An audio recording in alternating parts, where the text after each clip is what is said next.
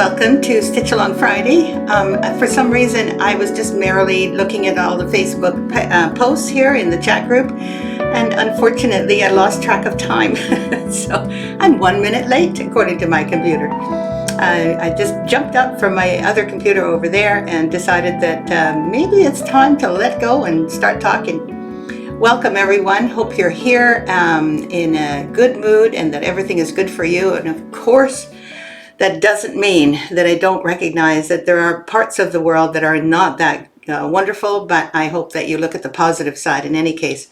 I have now heard from a number of people that live in Florida that I know relatively well with regard to, personally, and they have all survived, thank goodness. I think that hurricane was really a big surprise and was not pleasant, still isn't pleasant, I'm sure. But my heart goes out to you. Those of you who are out of power will not be watching this, so we may be a little short in people, but I can sure understand that because it's more important to keep your phones and all those things and don't use your generator for those. One of my friends has her generator stopped and she doesn't have power, so she's going to not be using her phone for anything except emergencies, I'm sure. So if you do hear, I'm obviously thinking of you all and hope that you are all survived and that you can manage to get your lives back together, picking up lots of tree branches or whatever it is that's happening in your area. Sending lots of love and care for you all. Good morning, Donna Granger. Good to see you. And Marty, good morning to you too. I think Petra may not be here. She's had a rough night. I'm not quite sure. But when you can't sleep, which is what I understand has happened, it's really difficult to get your head together the next day. As I well know, I didn't realize that I was such a good sleeper until I stopped being able to sleep very well. You know, I would hear from other people who were not sleeping well, and I would think, yeah, that's terrible. But I really didn't know what it felt like to be all night without sleep occasionally. And it does happen more often as I get older. So I just find that I do what I did when my babies were born. I just make sure that I don't do anything unnecessary, take it real easy, try really hard not to overreact to anything because my emotions will be a little delicate, and pamper myself really and try to get through the day as gently as I can. And that way, that night, I usually sleep fairly well still. But those of you who don't sleep all that well, I get it. And hopefully exercise will do a bit and lots of other good things and not too much sugar. All those things will help as well. Good morning, Lisa. Good to see you. And Renee, good to see you too. Looks like there's not a lot of people on board today. And I wonder if that's all to do with the hurricane or if it's also to do with other events in the world. Oh, I see a few more people. It's really funny, Marty, that you should say, can you show us both Bling trees side by side? I do have the new Bling Tree ready to show. Lisa, I think that's okay, right? I've pretty much finished stitching it. I'm a little shy to show it off, but I do want to show you that one, but I'm not going to show it to you side by side with the other one because they're actually quite different designs. So I think you'll find that just seeing the new one that I've just finished, so it isn't framed or anything yet, hasn't been finished yet. I'll do that in a bit. So thank you, Marty, for your nice question. Good morning, Marcia from Dallas. Did you experience some difficulty? I assume that the hurricane didn't go anywhere near Dallas. And good morning, Nancy. Good afternoon, I should say. Sorry. And Jean Morrison, good morning from much cooler and sunny Atlanta. You know, it's really amazing when a hurricane comes through. Richard was saying that too when because he lives in Mazatlan. And he's seen some hurricanes pass by, and he says it seems to suck all of the warm air into itself so that all the rest of the area becomes much, much cooler. And I think that that's probably true. So I expect that the fact that you have cooler and sunny Atlanta is because the heat from your area has probably gone into the hurricane itself. Good morning, Ellen. Good to see you. Hello. No rain or wind. Way to go. That is good. That's good on your area. Sally, good to see you. Glad you made it in again. Really good to see you.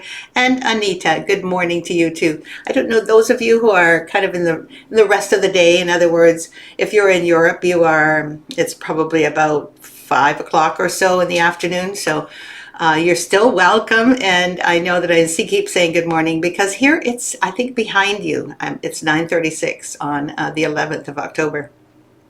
Anyway, I was looking at the Facebook group, as you may have noticed, because I was a bit late this morning.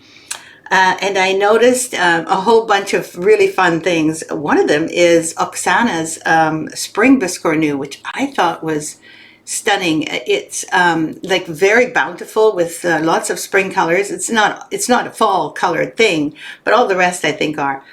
And then instead of making it into a biscornu, which takes time, to position the two squares, etc., she just put it together and put a backing on it and made it square as a pincushion, kind of like a mattress pincushion, it looks like. And her stitching and everything is absolutely wonderful. But what I really liked is that she used a biscornu pattern just to make a square pincushion, and it looks adorable. So have a look. You'll probably see it. I also saw the October Cottage by Lynn. Well done. I have to say that's the most relaxing fall-like October cottage that I've seen so far. I've seen lots of people making the October cottage, but their colors have been brighter. And so this one is kind of like more kind of harmoniously fall colored. It's really muted and I really like it. It's really pretty as well. And there's no comparisons here because everybody's is beautiful. So I'm not singling her out to be more. I'm singling her out because it's different and it looks really nice. I also saw Joanna Fuson with her Pumpkin Patch Farm. Well done, Joanna. Looks great. I love it. Young Sun with her Candy Cane Cottage and her beautiful photography. Every time she makes a display, I just love it because I know that she spends time on the surroundings of her her setting for the things that she's creating, and I appreciate it so much because doing photography is not easy. Sandra Yates, well done on your huge A Year in Stitches, all the compilation of all 12 months, and you did it on Ada, which, as you say, you wish you had done it on linen now, but you did it on Ada, and you did it, even with all the specialty stitches. So congratulations to you too. And then Susan Pauling has just come out with her Bling Tree framed, which looks smashing. I think that you can really see that she's used the spacers and two mats, because I think, as I recall, with the Bling Tree 1, I can now call it, Bling Tree 1 had these rather large bulbs. They looked like bulbs. They weren't actually active for lighting in the tree. And they were quite thick, so I think that the framer has to put in quite a bit of spacing, and that goes to one of the other people who asked about spacers for her beads. Well, she didn't ask about spacers, but the conversation led to talking about spacers, which was the way to go, because when you ask a question, should I frame it, should I not frame it? We got lots of answers, and I really appreciate it. And it looks like John T. Carr. Now, I'm not sure if this is a gentleman or if this is an account from John T. Carr used by his partner. Not sure, but John is saying that he bought the name tag right away and has also bought the 3 patterns that are now printed. And we do have a limited quantity of these patterns, as you know, the Trick or Treat and the Stitch and Witches, but I'll show you those models in a little while.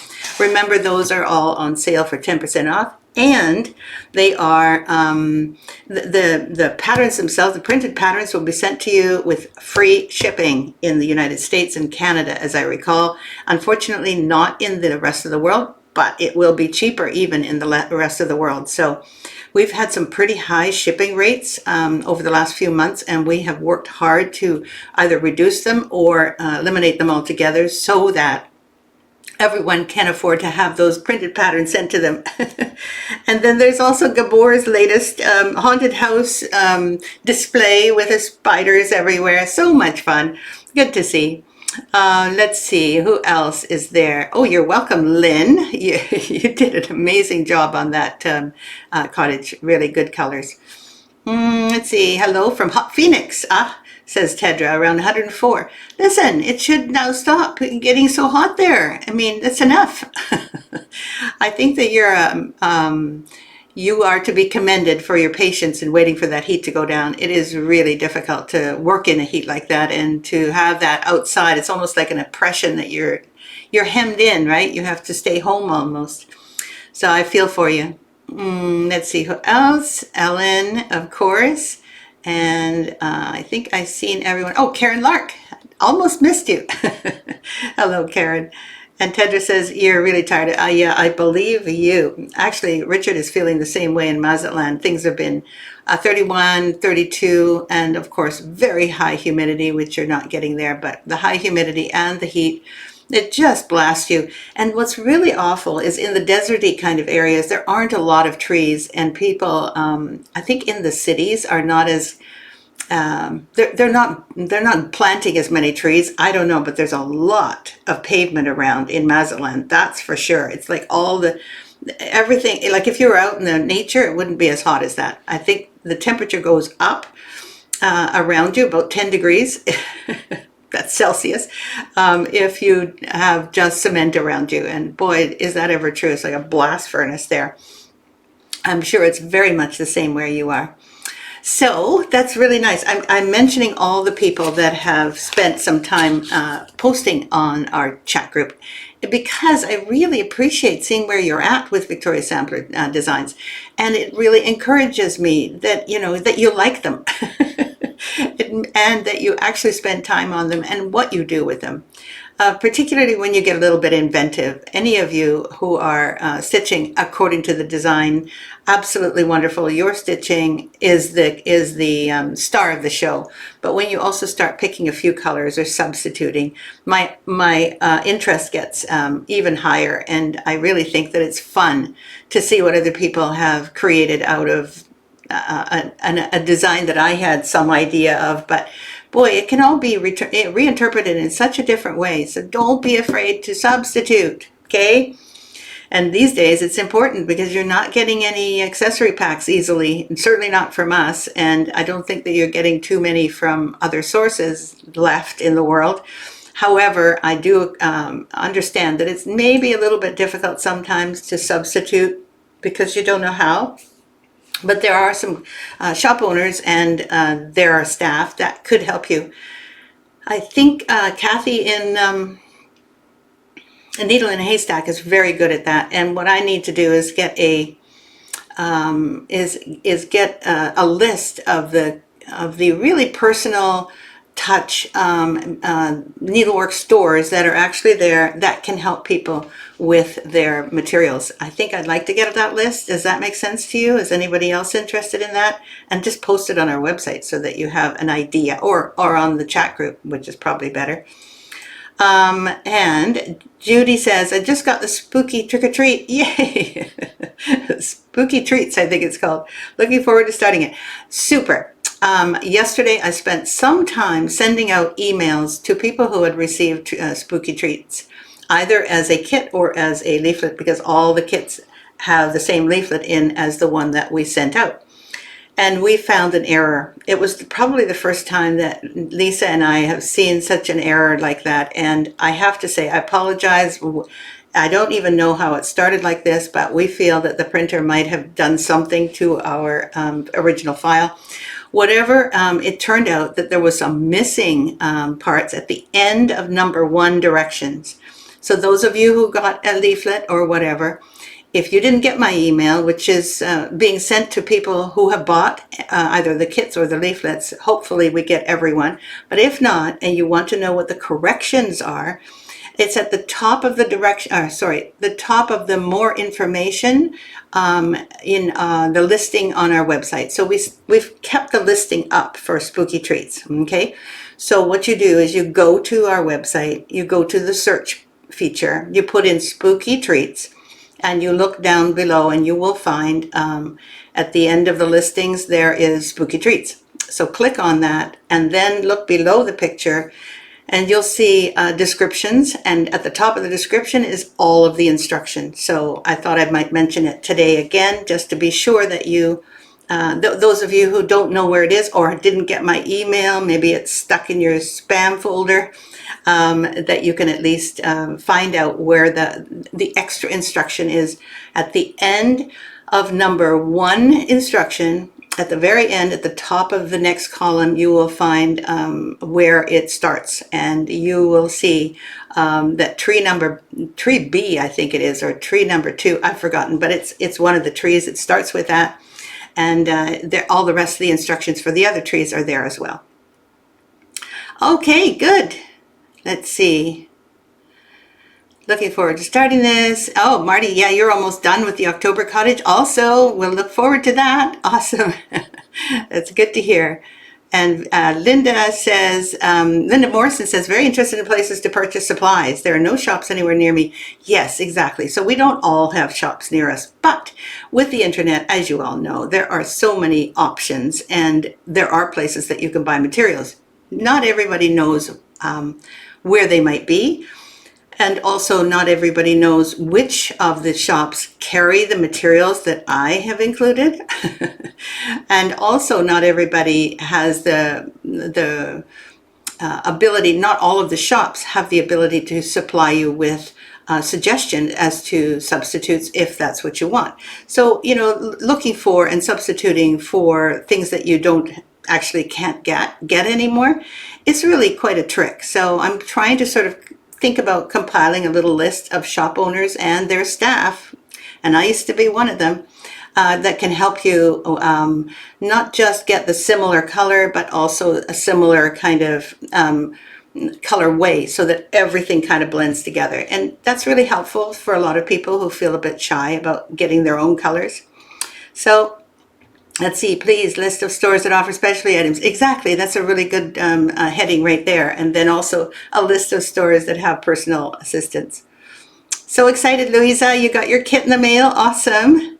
Yes, Kathy Ray is very good at helping with changes. Exactly, and that is a good one. Now, don't list all the stores here. It's not really necessary, but I think what I'll do is make one post and have everybody write their suggestion of these 2 types. One is whether they have specialty items, and number 2 is whether they have the staff and the time that's necessary to help with substitutions and or suggestions. Okay, so that's good. I'm glad that I got some good replies on that. Okay, so what I was going to show you is it's Thanksgiving weekend here in Canada. I know it doesn't really make an impact on the rest of the world, but we in Canada actually have our own history of our Canadian our Canadian Thanksgiving. I used to think that the Canadian Thanksgiving was taken after the American Thanksgiving, and there could be some overlap, but truly, we apparently in Canada, well, not me, but Canadians, the French and the English in the upper and lower parts of Canada, actually did the very first sort of giving thanks celebrations before the American people. I know you won't want to hear that. Anyway, I had to laugh because I thought, okay, it doesn't matter who's first. Anyway, the point is that we have had a long history of giving thanks because, of course, our winters, as you know, are pretty extreme. And especially in the East, not here where I live, but in the East. And that actually is, I think, what most people were more really focused on in the past, probably around 1650 over into the 1700s, that they survived another year and that their harvest was good enough that they could survive and stay there. So I'm not quite sure about the actual history, but the history that I remember of Thanksgiving is heavily overshadowed by American Thanksgiving, which I also love and like to celebrate. So I thought I'd look up Canadian Thanksgiving, and sure enough, we apparently have our own Thanksgiving, and it's usually the second Monday in October, and here we are. It's the second Monday coming up, so it is our Thanksgiving weekend, and I've got my brother and his wife coming over, and we're going to have not turkey, because I don't have really much room in here to do that kind of cooking. We're going to have Dutch croquetten, which I know you'll just laugh at.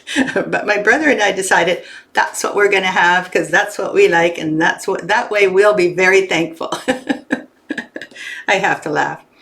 I'm sorry about your cutting out there, Lisa, if you can hear me. And if not, go and watch the replay later on YouTube, because I always put a excellent replay and it doesn't stop or start. It gets recorded right here in my little house here. Ellen says, I got my kit as well, but haven't opened it yet. Oh, I know, it's so much fun opening boxes, isn't it? Marty says, Monday's Columbus Day for us in the USA. Well, congratulations. I know that Columbus didn't actually discover America. I think the Vikings did that before, but I know Columbus Day is a fun day for you all, and I hope you have fun celebrating this Monday. So what was I going to do? Oh, yes, I was going to show you my Thanksgiving sampler, because even though it is actually based on the American Thanksgiving, it is also perfectly logical to make this a Thanksgiving for Canada. The year has turned its circle, the seasons come and go, the harvests all are gathered in, and chilly north winds blow. And there is the scene that I think is a little more American with the First Nations there, or the indigenous people. Orchards have shared their treasures, the fields their yellow grain. So open wide the doorway, Thanksgiving comes again, and there's everybody having Thanksgiving outside in the wind. I think you'd like this. I had fun making this, actually, and I made the poem up myself too, so that was fun.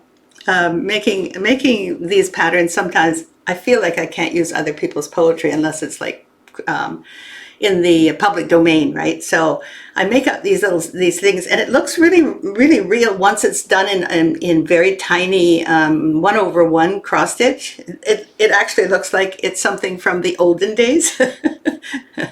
Oh, thank you. Thanks very much, Joe. Appreciate it. Lisa, no, I made my croquette myself. How about that? My mom had a recipe years ago, and I thought, I'm going to make them myself. And I've got an air fryer instead of a deep fry. So I'm not doing it with oil. I'm doing it with air frying. I hope it works out. My cousins did it one time, and they made sure to put a lot of oil around the outside of the breading. And that seemed to solidify the breading in the air fryer. So I'll let you know how it works out. Oh, thank you, Anita. I just love that border also. And that is Lisa. She created this, but the two of us actually found this border ourselves together. We went to the fabric store together, and when we saw it, we both went, yes. Didn't we, Lisa? That was so fun. That's a nice memory. Aw, I can't believe it says Sally Savaglio. I don't remember seeing your Thanksgiving. Oh, you mean my Thanksgiving sampler? Yes, it's on our website, and it's, I think, you don't need to know the number. Just look it up. It'll be there. And Tammy says, jumping in finally, had to take my daughter to, I hope things are okay for you and your daughter, and lab tests are good. Hopefully, I'll cross my fingers, she's okay. Let's see. Okay, so I think that's it as far as Thanksgiving goes, but we are having a great Thanksgiving, and you'll hear more about it and even read a little bit more about it in my newsletter if you get it this weekend. I hope I'm going to be able to send it soon. One of my friends is down with COVID, and she's really suffering. She says she's really ill, so I think I'm going to go and visit her with my mask on and just check on her, because she seems to be in pretty tough shape. So I'm crossing my fingers that she'll get the help she needs. Otherwise, she has to go to the hospital. It's at 75, it's too risky to stay home. Thank you, Lisa. Thank you. I love it too. Okay, and I had one more design that I wanted to show you before I kind of keep sharing the 3 patterns that are now available as printed patterns, okay? And that's this one. This is called the Pumpkin Cottage, and it is one of the 4 cottages that makes up kind of a, it kind of makes a big square. Oops, this way around. Makes a big square. Like from here, there's another area here, and that is all done with seasonal patterns. I think you know many of them. I have Spring's Begun right here, which is also, oops, and if I turn them around, let's see, if I just turn them around, I think you'll see how they fit together. Yes, that's how they would fit together. You can see. I don't know if you can see them both, but yes. So that means that it sort of forms a little frame around the outside of it, right? And this little frame, but it stands alone too. And it has a absolutely adorable thing, picking pumpkins, harvest done. And that's pretty much for Thanksgiving. So I just wanted you to know that this is also there to be found, and it's called Pumpkin Cottage. Yes, it's another cottage, much, much bigger than the ones that you're doing for free, which are beautifully stitched, I have to say. And I did promise Marty earlier that I was going to show you my Bling Tree 2, totally different than the first one. I think you all know the first one was surrounded by words and little stitches, etc., all the way around. And it also had a Christmas tree underneath, and beautifully framed, as I said earlier, by, let's see, who was that again? I have to remember, because that, oh yes, Susan Pauling. Just it was a stunner in a classroom, and it's also really beautiful. I do have it behind me, but in this case I'm going to show you this briefly, okay? Because you have to understand, this is a completely different tree entirely. So I hope I'm holding it out straight. It does all this sparkly stuff, and it has beads, and it has some different kinds of sequins. It has beads for garlands instead. And it has these little candles that I saw being made in the classroom before, and then underneath you can see there's also some kind of snowy lace, and so it's really sparkly, like totally sparkles, and it's mostly golds and blues. But remember, you can change colors, right? That's the cool thing.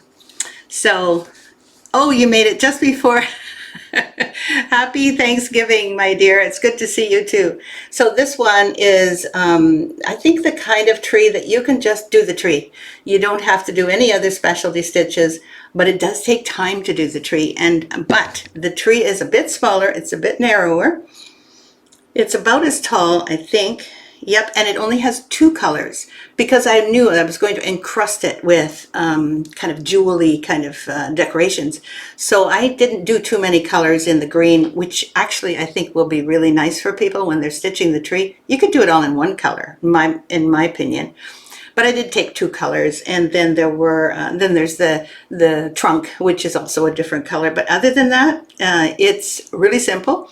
And as soon as you've got the tree done, you can do all that decorating. And we are hoping to gather all the materials for you and have some limited kits available. Thank you, thank you, thank you. That's nice, Marty. Oh, so nice of you. Thank you so much. And oh, thanks, Jean and Donna. How sweet of you all. I had so much fun decorating this tree, but it did take me a while because I had to kind of envision something different that isn't multicolored, because I knew that if I did something multicolored, it would kind of be compared to the Bling Tree 1, which I'll now call it. But I wanted to have something a little different. And I remember my mom made a tree that was all golds and silvers, and I thought, I'd like to have a little color in that. And one of my favorite colors in the world is blue, because of my Dutch heritage, maybe, I'm not sure.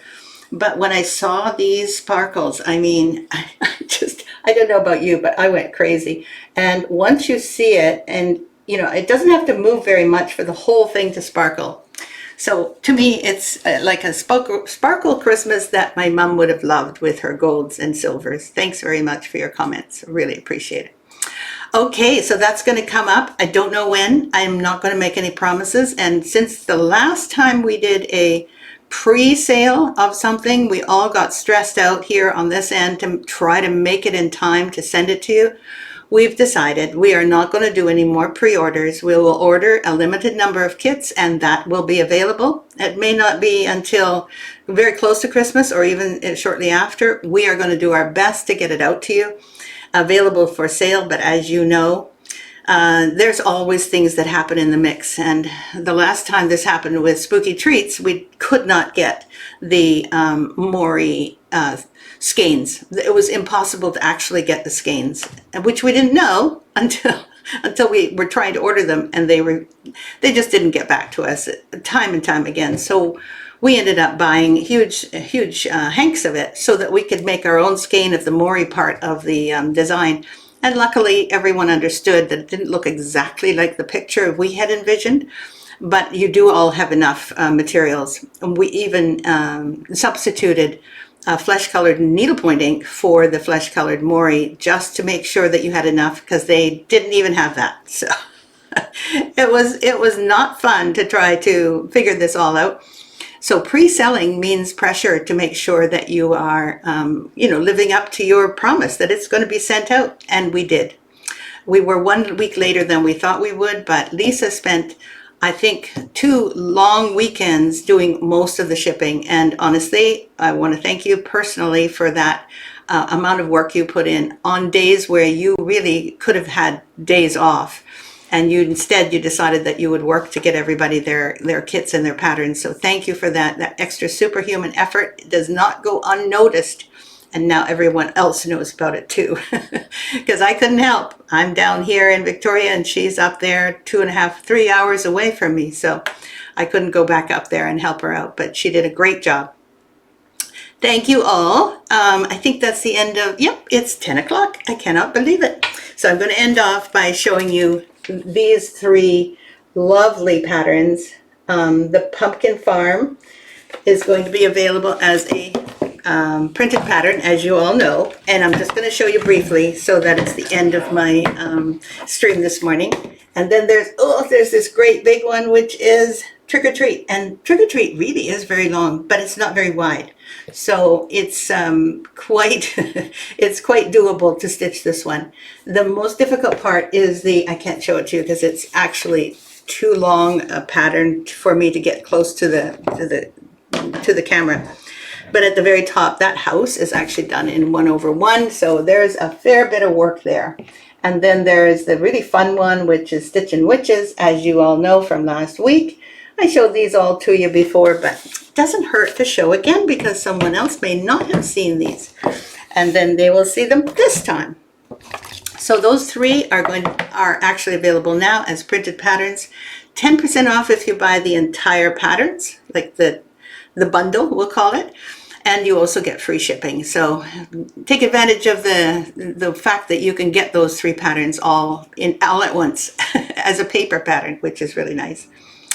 Okay. Oh, I forgot the angel cards. Thank you, Lisa. I really had forgotten, so thank you. And no one's mentioning it to me, so good thing Lisa did. Okay. There we go. Well, that's really good. I have to say, I know you're thinking, why are you laughing? Because this is so appropriate for all of us. I know. Let's see. Be grateful for what you have, and more will come. And what's funny about this is more will come no matter what. But if you're grateful for what you have, more to be grateful for is what you'll get. That's what's so interesting. You can also say, well, don't like anything you've got and more will come, which is also true. So in effect, it's your attitude that makes everything worthwhile and makes everything work. So be grateful for what you have, and more will come that you can be grateful for. So have a wonderful weekend. And we're happy Thanksgiving to you, Lisa, and to anyone else who's Canadian who's celebrating, or expats anywhere else in the world. And I wish you all a very, very happy Thanksgiving gathering if you have one.